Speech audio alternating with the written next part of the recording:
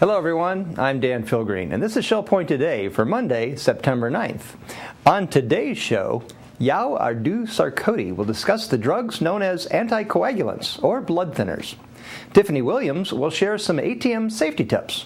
And Joni Steenhoek will discuss how reminiscence is a vital activity for those in assisted living. But first, we want to alert you to a free theatrical event happening this afternoon. The French actress Sarah Bernhardt was probably the most famous stage actress in history. At the turn of the century, she played such famous roles as Cleopatra, Joan of Arc, and Tosca. Find out what motivated this international superstar by attending the one-woman show called La Vie Divine, where Sarah is portrayed by Naples-based actress Janina Bertolo. This one-woman show takes place today at 1:15 p.m. in the Social Center on the island. There's no cost, and all are welcome. Today also marks the beginning of this fall's Academy of Lifelong Learning at Shell Point. We're kicking off the semester with a bang. It's a special prime-time event about the timely events happening in the Middle East, featuring our favorite history expert, Adrian Kerr. Adrian has spent a lot of time in Egypt and shares a unique perspective on the history of this area and how it relates to the current troubles that we see in the news. This special event, also open to the public, is called the Arab Spring Revisited. It happens tomorrow night at 7 p.m. in the church auditorium. Sign up by calling the Island Service Desk at 454-2282 or the Woodland Service Desk at 454-2054. A new Health Connection brochure is also coming soon, but that doesn't mean they're taking September off. There's a full lineup of informative health presentations coming this month, including one a week from today about blood thinners. These drugs, also called anticoagulants, are known by names like Coumadin or heparin. But if you need to take blood thinners, what are the dangers? And what do you need to watch out for? Let's ask a pharmacist, Yeager Sarkodie, who will be discussing anticoagulants at a presentation next Monday, September 16th at 1:15 p.m. in the Social Center. Mary Franklin has this preview. I'm Mary Franklin here today with our own Shell Point pharmacist, Yeager Sarkodie. Thanks for being here today. Thanks, Mary. And you're going to be a presenter in an upcoming Health Connections program, Anticoagulation. It'll take place in the Social Center on Monday, September 16th at 1:15 p.m. And for those who have heard you speak in the past, we know that you take a complex discussion and topic and bring it down so we can all understand that. I try my best. Well, can you do that for us here in a few minutes? What is anticoagulation? Anticoagulation, in simple terms, is preventing our blood from clotting too much in order for us not to get sick or to prevent some event happening in the future. The body has a way of doing it naturally, but it could be overwhelmed based on our age or pre-existing health conditions. Therefore, we use extra medications to actively do the process of thinning out the blood so it can flow very easily. Essentially, that's what anticoagulation is. Okay. And you explained to me one of the treatments used as the agent is Coumadin. That's why people go and have Coumadin. It's one of the most popular forms of anticoagulation. Right. Coumadin, made by DuPont, a chemical company called DuPont, is the best known drug for doing anticoagulation, and it's still on the market. When I was in school, there was not even a thought of using the generic for that because it wasn't what we call bioequivalent. But over the years, technology has developed so much so that it's cheaper now and it's better probably to use the generic warfarin and not have to pay so much for it. But that's the agent used most often. You hear anticoagulation is Coumadin or warfarin, but there are other agents also that are used both in the injection form and oral form. Okay. And Anticoagulation, it happens naturally in our body. There's nothing we can do ourselves. Really not. Once the physician, could be a family doctor, the cardiologist, the pulmonologist, a whole group of specialists within the medical field can get involved in the process of determining an individual needing anticoagulation. But on our own, we cannot determine that we're going to need it, unless perhaps, as we do these days, extrapolate that, oh, my dad or a very close family member had stroke or got sick of such a condition. They discuss it with the doctor and they say, well, you might need this sort of treatment. But oftentimes tests may be performed, or if a person has such a pre-existing condition as a mitral valve prolapse or prosthetic valve and things like that, then we can make that determination. So that triggers the physician or the specialist to go in and check to see how thick your blood is, or there's a clot somewhere. Okay. Well, it's nice to know that we can be proactive these days if there are some signs and go in and test instead of waiting for it to thicken too much. Right. Yeah. And also, if it does happen, we can, first of all, what we call thrombolytics or clot busting. The doctors would do such surgical procedures to get rid of it. And thereafter, or if a person had an open heart surgery, for instance, to replace a bad valve, beyond that, we say you go on this drug for the rest of your life to prevent any such happening. Right. It is something that you need to keep up on, but if you go on a regular basis, you should live life pretty normally, correct? Pretty much, yeah. And I wanted to mention, Coumadin or warfarin is the first drug that comes to mind, and that's, very well justified. But there are a group of them in different chemical classes like heparins or antiplatelet drugs, etc., etc. Even aspirin can be used for anticoagulation, either by itself or together with other drug agents. So. Well, yeah, this is going to be a very interesting topic. So if you have any questions about anticoagulation, if you have had a stroke, heart issues, or any pulmonary issues, this would be a great topic for you to learn more from this walking medical encyclopedia right here at Shell Point. He can. It all comes right off of his head. There was no prep work for this interview. He is a smart man, so come and learn from him on Monday, September 16th at 1:15 p.m. in the Social Center. You can sign up at either service desk, and I'm Mary Franklin along with Yao. Have a happy and healthy day. If you look on page 31 of your Shell Point Life magazine, you'll see that Finemark Bank has installed a new ATM located in the Woodlands Commons. This functions just the same as the ATM next to the Finemark office on the island. But regardless of what ATM you use, whether at Shell Point or anywhere in the world, there are some safety tips you can use to help prevent identity theft and other scams. Tiffany Williams tells us more. Hello, I'm Tiffany Williams, Managing Executive at Finemark Bank on the island. In today's Finemark Minute, we're talking about ATM safety. Automated teller machines, or ATMs, are convenient ways to get cash. But with that accessibility comes an increased need to protect your ATM card and the cash you walk away with. Here are some simple tips to using an ATM safely and securely. Be prepared. Have your ATM card ready in your hand when you approach the machine. Don't wait until you get there to pull it out of your purse or wallet. Conduct transactions privately. Give people ahead of you the space they need, and when you use the ATM, make sure no one is watching you type in your PIN number. Shield the ATM keypad with your body in hand and put your cash away immediately.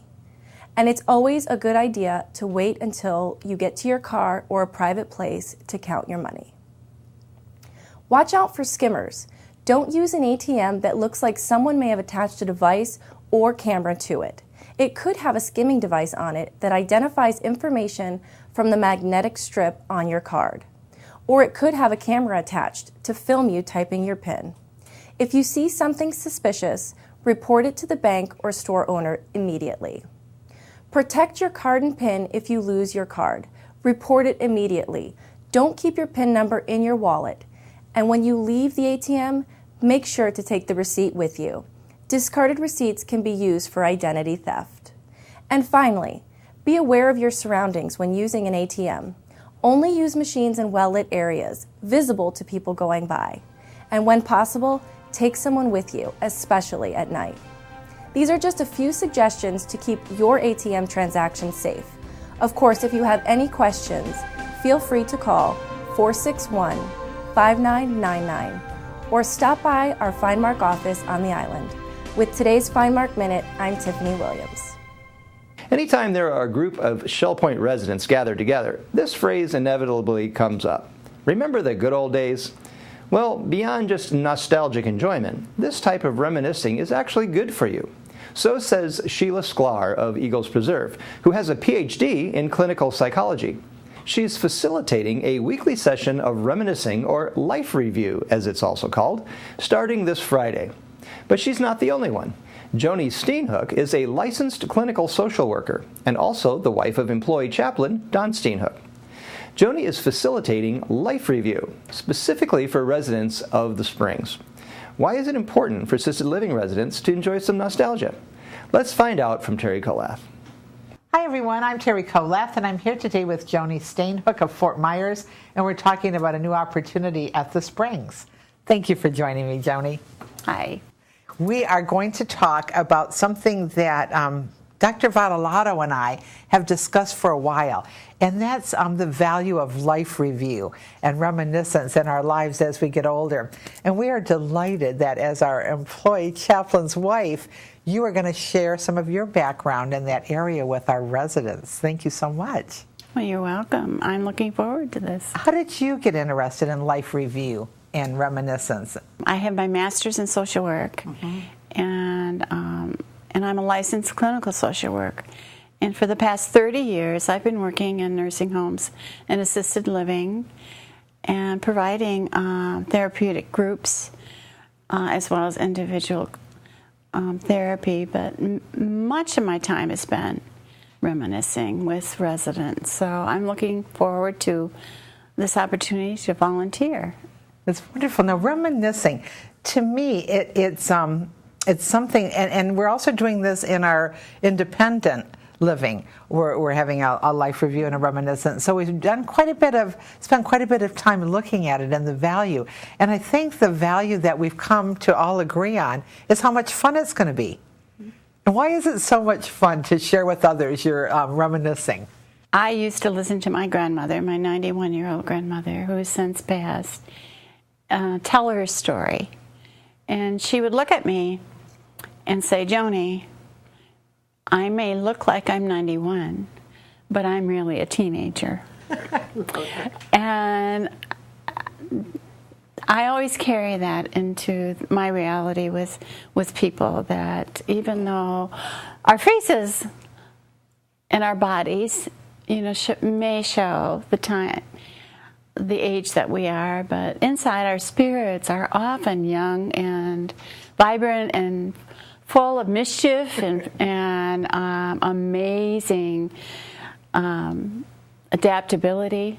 And I just love getting in touch with some of that. And to do it with other people, how much fun is that? Yeah. I just spent some time with my mother, and I just hung on her every word. Everything about her life was interesting. The topics, what are some of the topics people can expect when they come? Oh, I've got hundreds.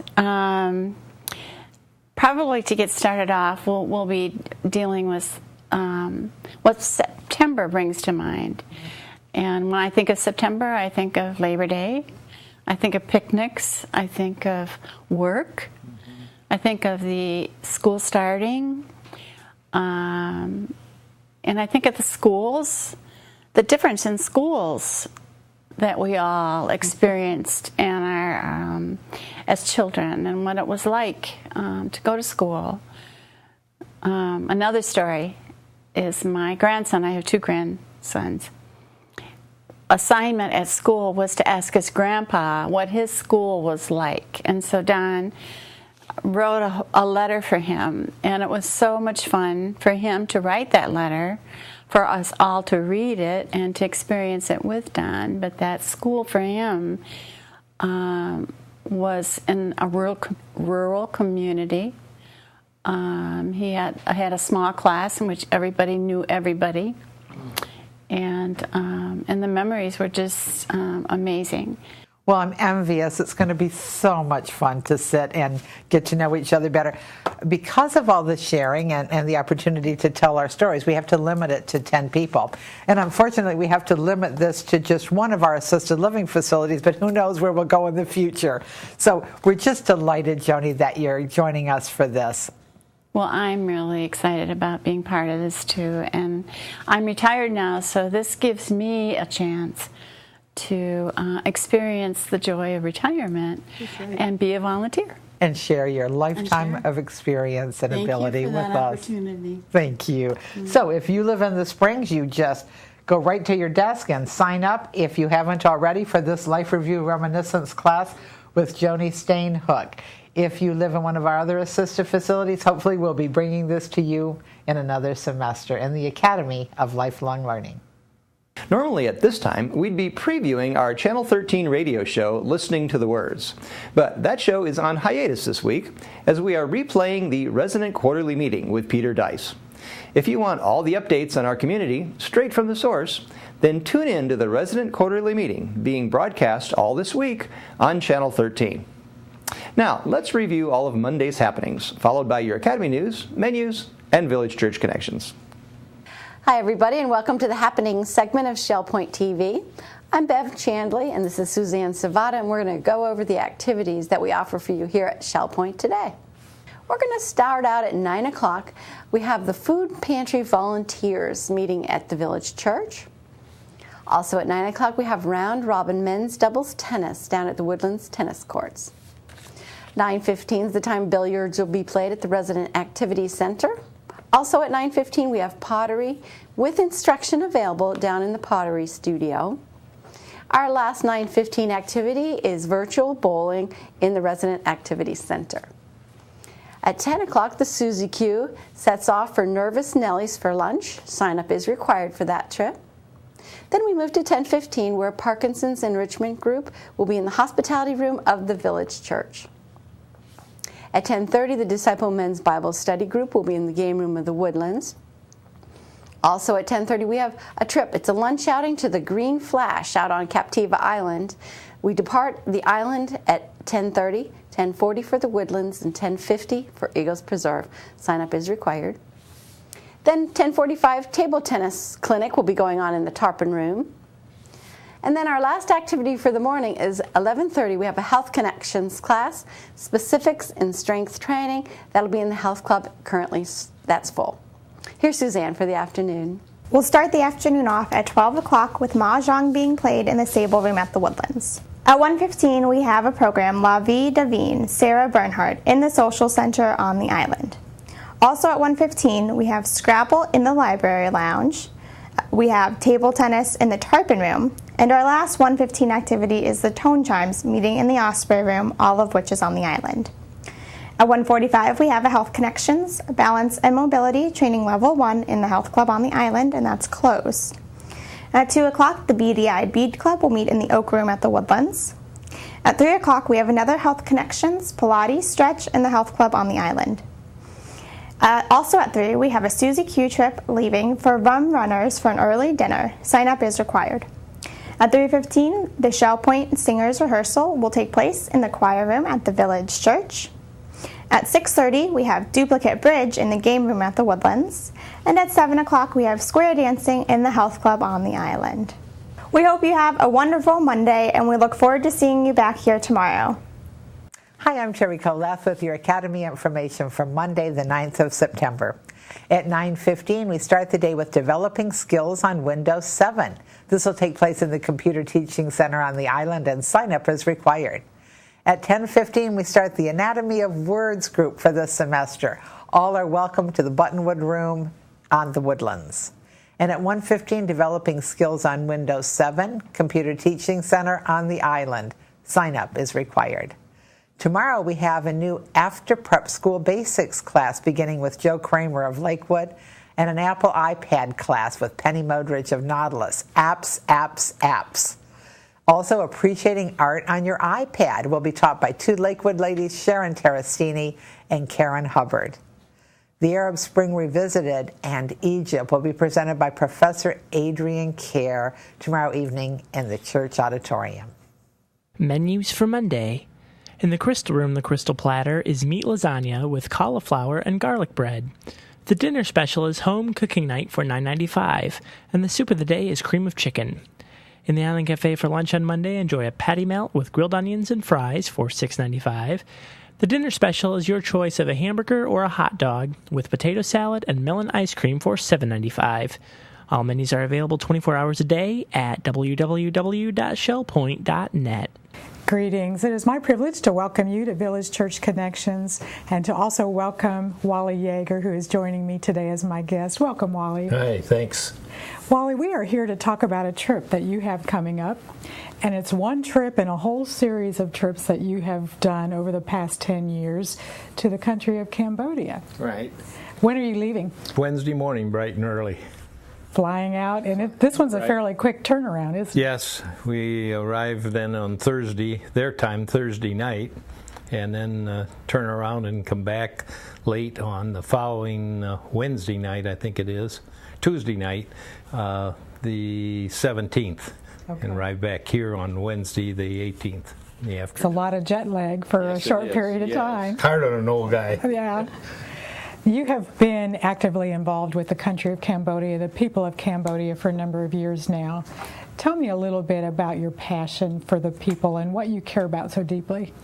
Well, I had a small mission agency that my father and a couple other businessmen started in Toledo years ago that were really helping a ministry in Korea. And after that ceased to no longer need to be done, why my friend and colleague from college, Dr. Billy Kim, had said, you guys ought to be looking at Cambodia. So shortly after that, there was some guys in Southwest Florida that were going to Cambodia, and I thought, well, I ought to go and kind of check it out. I didn't really sure where Cambodia was. I didn't pay that much attention to the old Pol Pot days, like probably most other Americans, and so I was quite surprised when well, it'll be 9.5 years ago, I made my first trip to Cambodia.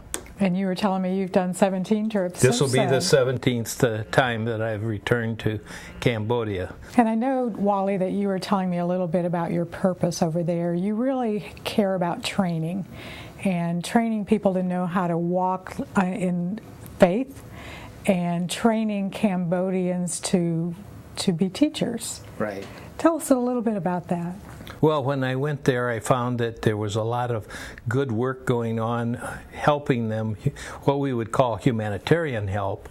And there's a small group of Christian people there among the nationals, and we felt that it was important, based on our history in our organization, to help those local people, nationals, Cambodian nationals, to help them in their walk of faith and trust in God. And so we've been going back there each of these times, taking people with us, show them what the people are, and let them decide for themselves if they would like to be of some help to various people, but particularly in helping them in their walk of faith. I want to ask you this before we close. Many of our people are praying people.